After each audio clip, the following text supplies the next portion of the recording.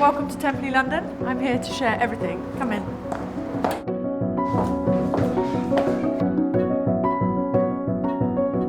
Hello, I'm Scott Wimsett. I'm a filmmaker, fashion and beauty correspondent, which basically means I'm inherently nosy about what brands are up to.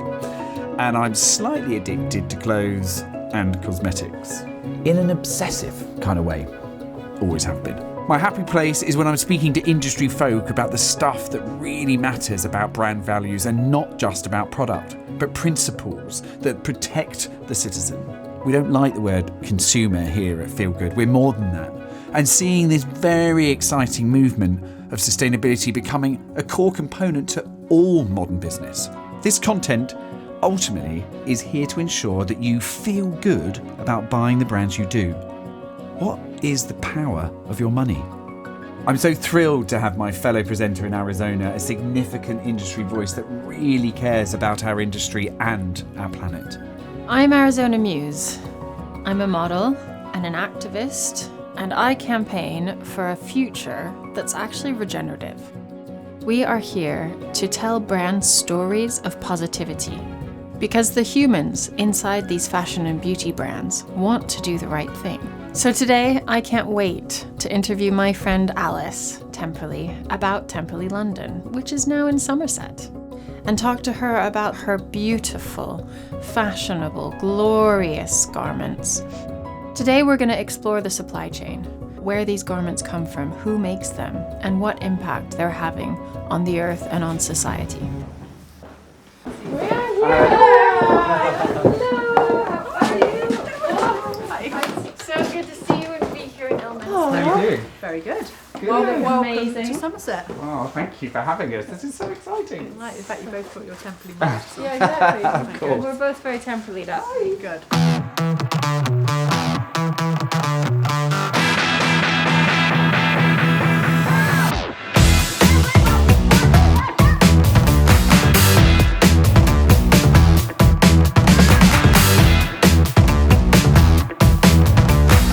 This is just so exciting because you're our very first Feel Good Fellowship film. And it's feeling so good already to be here. It really does. And you're just perfect, Alice, because you're just so willing, and you're like, we're lifting that marketing fourth wall and like saying to our citizens, come in and see what a fashion brand really stands for, and especially looking at the word sustainability and its many strands. What are your pillars and what do you stand for? What are your values? So thank you so much. My pleasure. I'm happy to share all we do and what we're planning to do. And how fashion can actually have a positive impact soon. We're not there yet as an industry, but we will be there. There is a future that could be positive. Hear, hear. Absolutely.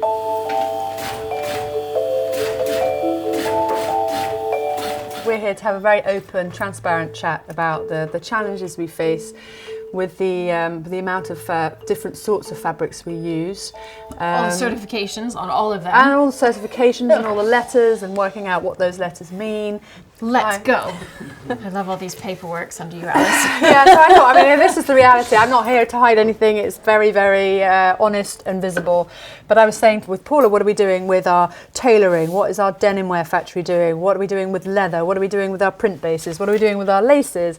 What are we doing with our plains with detail story? And you begin to get the idea. And what are we doing with our trim? What are we doing with our zips? You know, a lot of these places, they will have lots of good sustainable initiatives in place, but it's a start. With our sort of tailoring fabrics or our beautiful wool kind of cashmere fabrics, if we want a certain colour, we have to sign up to that certain amount of meterage. That's probably the biggest challenge that we face. With the velvet that Alice mentioned, it's a core fabric for Temperley. In order for us to work on this type of fabric, we do need to commit to thousands of metres. It's generally 300 per colour. So I just love thinking of 300 metres of mustard yellow suits. That is just such a happy thought for me. Yeah, so we can do our black and our paint colour, but if we want to do a pop colour, we're like, right, we're going to have to make X amount of suits. When you're using the fancy Italian fabrics, all the fil coupés we use, and all of these beautiful kind of golden things, you might have one little fabric in that, like this Lurex, that doesn't pass sustainability. It doesn't pass. There's no tick. There's no tick in that box. So this is definitely a plastic material, which many luxury brands use, and even couture uses. So this is how ingrained plastic is into fashion, and we just don't realize that because it's not called plastic. It'll be called a polyurethane or maybe a PVC. So it doesn't sound like plastic. It's not like you're buying a dress that on the label says it's 62% plastic. So. But we do have lots of printers that we use in England, don't we? We have printers up around Macclesfield. There's some more in Exeter. We've found more suppliers that are in Dorset making our beautiful outerwear. They're printing in England. They're making in England. That is sustainable fabric. But it's also expensive, isn't it, Paula? We have to sign up to a certain amount of metres for them to weave it to us. If everyone is educated on why, then hopefully that brings the customer back. The next season we use the wool as well, and then we can justify those and they make the right margin. We have to put our focus on marketing that, explaining it, making people understand the value of it. So I like to think of sustainable garments as being the real cost. We're elevating the cost of fashion back up to what it should be in order to ensure that people and planet are being treated fairly, with respect, and without being toxified. I think we also consciously need to make less, do less, and we're not mass produced in any way at all. And I think we just have to be conscious about what we're making, where we're making it, improving on all the fabrics that we're using, zero waste, which is why we're trying to set up a space here in Somerset. So we now have 2 collections a year, which is great. Yes, and that means that gives us the time to slow down on our fabric, on our sourcing, and keep it moving in that right direction.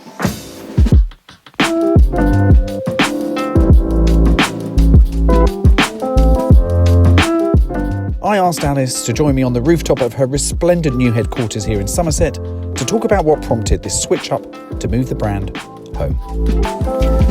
How did you end up here, back home in Somerset? I have been looking for a space in Somerset, and for a while just to have a creative place near my home. Yeah. My mother needed to be here more, and I was just finding that I was becoming less and less creative, or didn't have time to be creative because I was travelling so much backwards and forwards to my studio that was in London. And I was just hanging outside the local Boots over the road there, and I saw this incredible, beautiful building, which was 22,000 square foot in the middle of the heart of our local market town, and wasn't dissimilar in price to 1 year's rent of a London office. That's so insane. Why don't people do this? Why do we need to be in London? We don't. When we're talking about sustainability, obviously, as we know, it has so many different strands. And as you're talking about, like, bringing the brand here to where you grew up, and that sense of working with local producers, and also making this a real destination, like a creative hub, you're kind of breaking the boundaries of how things have been done in the industry, and you're doing it on your own terms. So why do I want to be in a corporate office in London? No, I don't. There's either that, or like, this is not a sustainable lifestyle, to be travelling and schlepping all the way back up, and to be able to split the time, and you run around being a busy idiot, and then you lose why you're doing it in the first place. So this pandemic made me think, right, why do I do it? Do I want to continue fighting for this? It's really hard work. The industry, we're doing too much. And this whole situation has made you break that. It's okay, bring it home, make it more sustainable, do half the amount of products, be more creative, work with fewer and better people.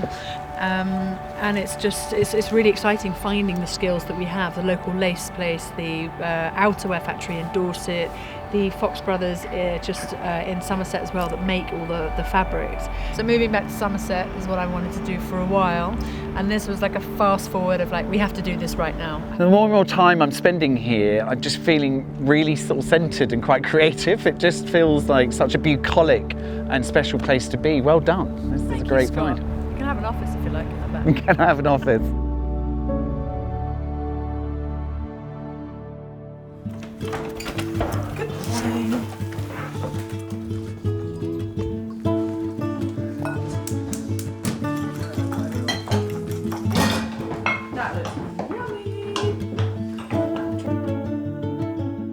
What are you doing today, Foxy? PE, IT, math, drama and science. Oh, what a day. We jumped in Alice's Zebralandy and headed off to Swiss Tweal, a magical factory just 9 minutes from her house. Isn't it incredibly fine? And then the silk one over there, which I love. What's amazing is how wide it is. And these clever ladies are checking it, fixing it, all these any tiny little bolts, making it perfect for the customers. and it's silk. It's like it's kind of made from fairies right here in Somerset, which is just extraordinary. And this factory is the biggest factory in the world and the only one in England, which I just think is just incredible. And I did cry last time I came here when I saw the machines downstairs that we're going to see in a minute. Just amazing.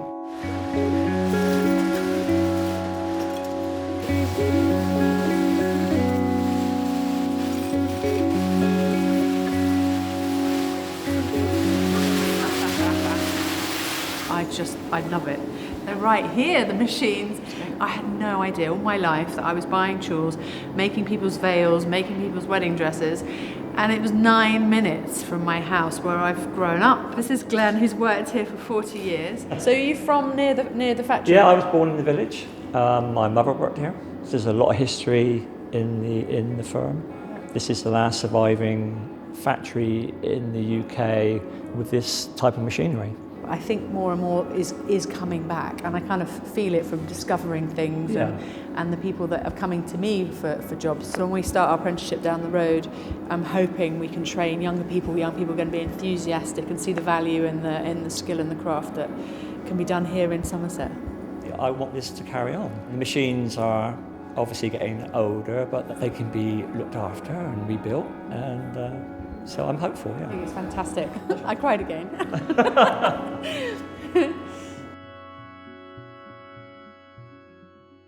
Over a decade now, I've gotten to know and love her, and also got to work with her brand for several years as a stylist. So it's been a long and wonderful and very personal history with Alice and the Temperley brand. Divine the future for us, Caroline. This year has been an interesting one. You have your finger on the pulse of fashion. You understand the industry better than pretty much anybody else out there. You have a brain matched by none other. She's going like that.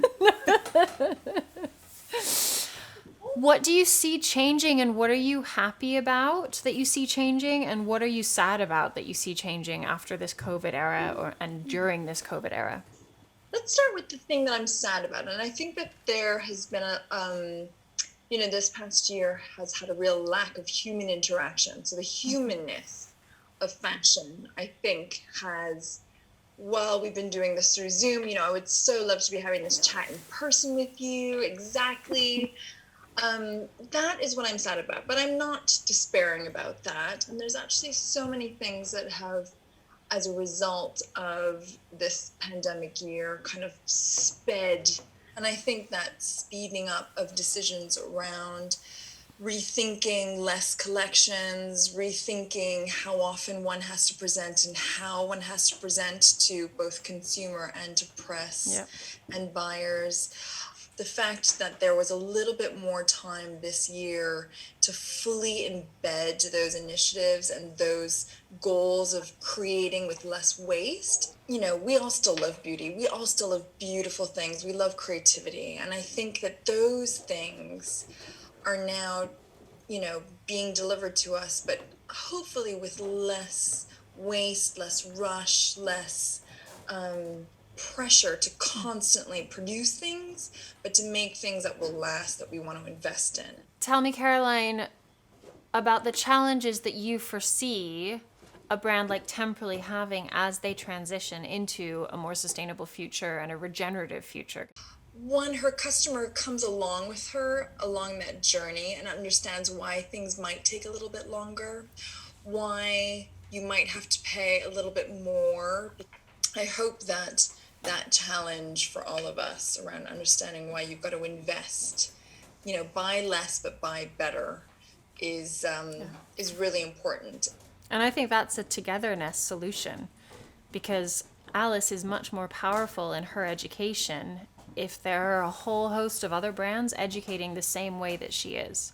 Absolutely. So this is where I think we can really unify the industry and say, this is what we expect from all brands, is to be this transparent and to educate the customer on this journey as the transition happens. I love your feel-good fellowship. I mean, the fact that you want brands to be much more transparent, I think that's an amazing initiative. And I think transparency and honesty and open conversation is another thing that we learned this year, right? So I'm really proud of what you guys are doing. So keep Keep up the good work. I look forward to hearing more. Thank you so much. So nice to talk to you, Caroline. You too. Thank you, Arizona. Big kiss. Bye. Bye. Hi Alice, how are you? Very good, Susan, thank you. I'd like to know how you feel a progressive understanding of sustainability features core values around diversity and inclusion. Now more than ever, we all have to focus on it. We all have to share it. We're not all, us brands focusing to one type of girl that you've seen in the campaigns over and over the years, all airbrushed and all looking kind of the same. It's just controlled, isn't it, by so many people at the top with the big brands. Who can advertise? Who needs to be on the cover? Who needs to be in their advertising campaigns and what they look like? And the magazine editors, because they are paid by the advertisers, need to follow those rules. And unfortunately, those big companies have a certain look, and that is airbrushed, and that is a certain type of Caucasian kind of girl. Yeah. And that needs to change. Social media, as bad as everyone thinks it is with its detriments, it has allowed the smaller, the unseen, to be seen, to be featured, to have a place in either the fashion market or as a designer or as a stylist or as a model or whatever. It's just opened up the spectrum in that sense, which I think has been great. And obviously, it does take people at the top as well. Things have changed at Vogue because of Edward, not because of the management team there already. Yeah, no, it's amazing. It has. But then it takes the creators like myself and like you, whenever I work on a show or a shoot or anything, I always want diversity because that just comes naturally to me. But it's down to them as well because they have the power of what the aesthetic is. It is really important. And with any castings, making sure that you've got different ethnicities covered. And not to do that now is just, it's just stupid. If you're not doing that, I think it's kind of game over. Sustainability, inclusivity are the topic.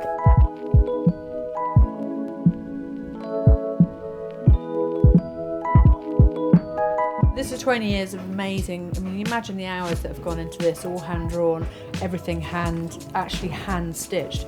And we've got these pieces, so why should they just be put in a box and not used? They are like extraordinary, beautiful things. And we've got, stitching embroidery, bridal, jacquards, sequins, clean applique, Italian jacquards again. And we should just be delving into the archive and using it. There's no point in redesigning more and more and more and more. You use all these elements and you kind of put them together in different ways. In many ways they're your ingredients, and we have those, and it's been such a treat to have the space to be able to go through everything. Yeah. This here was a beautiful Italian jacquard that we made, and we did some really beautiful coats, got amazing feeling in it. So I thought this was a classic Temperley piece. We printed it on this brushed cotton, and we've got a factory in Dorset down the road, and we've made, this is the Somerset coat, and in it is all quilted. Can I try it on? So on this one here, this is the prototype. But how amazing is it to have proper outerwear, proper fleecing and quilting of these pieces on the inside. It's English printed, English made, 20 minutes away, and really functional. And as Farm Girl, it's all about functionality as well as these beautiful dresses. A good pair of jeans, a good suit, a good white shirt. And this is where a lot of our research is going into, is the best way to be able to do this sort of product in the best factories with the best sourcing we can do, and to keep it all as local as possible. And got a great kind of sustainable story behind it. Really like that. Excellent. It was quite cool that the lace, the wool fabric, this factory that makes these, and our factory here will literally all be within about 35 minutes of each other, which is a large substantial. And you go around, driving around and see them all? Yeah, and they come here and I go there, and after I've seen them I might pop to the beach. It's just a whole new way of working. How about that? Pop to the beach. Doesn't it sound amazing? After chatting, it was time for one last trip in the Landy to see it all in practice, as Alice visits Fortis, the manufacturer of her new outerwear, to check in on some prototypes. So that's why I think if we see the protos in green as soon as possible, we'll see the sort of form of them. So Oliver, this is the Somerset jacket, which I'm really, really excited about. It's unisex, first unisex Temperley piece. Tell me about all the fabrics, because it's really exciting. What's this? So the nice thing with this installation, so it's plastic ocean bottles, recycled. You know, we're so proud of something like this, and it's cool to work with you guys to put together an organic cotton, recycled plastic ocean bottles, and all together as an outdoor waterproof coat. It's just awesome. Made here in the West Country, which is just so mind-blowing when you think about the possibilities. It's right here on our doorstep. Lovely to see you. Yeah, lovely to see you too. So you don't very often find an incredible design talent without an exceptional CEO behind them, and it's no exception here as we have Luca Donini, who is the CEO and the managing investor of Temperley London. How are you? Very well, thank you. Obviously, the global pandemic has presented quite a lot of challenges, especially for the fashion industry. Can you talk to us about some of the particular challenges that Temperley London are facing? I think today, everything has changed dramatically, not only for the COVID, which is an acceleration of the change, but also the mindset of consumer demands much more true value. And the true comes only from the people who are behind. It's been a really interesting couple of days, and we've kind of been looking at, the local story, the whole coming home. Yeah. And it's just interesting from a sort of an Italian perspective and sort of how you would perceive good business. Because you two seem like there's a good meeting of minds. Yeah. Can you talk to me a little bit about that? Yeah, well, when I came the first time in the office in London, Notting Hill, I was a little bit jeopardized to see, different environment, not a real teamwork, and this typical, metropolitan financial environment. Fashion is not finance. Fashion is made by emotion. It's made by discussion, meetings. I couldn't see this happen there. Then, when COVID came, I had the opportunity to displace everything and to make something more located in a community. So that's why we also look at, and consider to produce again in UK, because they are great producers, even around here, that are not being considered from the fashion system for margin reason. And we say, okay, the margin is not so different if at the end we are selling much more in clearance sales than at the beginning of the season, because we are considering the product as a commodity. It's better that we forget about this. We go for a long-lasting pricing, but with the right value of the product.